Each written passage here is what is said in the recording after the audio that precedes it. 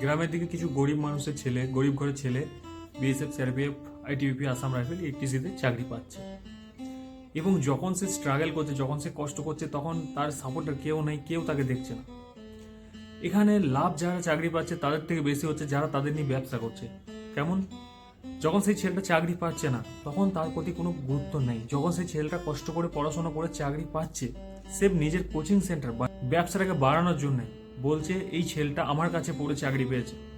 সেই রকমই আর একজন গ্রামে পড়াচ্ছে, যে স্কুল টিচার বা অন্য কিছু প্রফেশনালের সঙ্গে যুক্ত বা ব্যাংকের সঙ্গে যুক্ত, যখন তার কাছে পড়ে কেউ চাকরি পাচ্ছে, সে কিন্তু সেটা অ্যাডভার্টাইজমেন্ট করছে না, কারণ তার অ্যাডভার্টাইজমেন্টের কোনো দরকার নেই, সে ব্যবসা করছে না।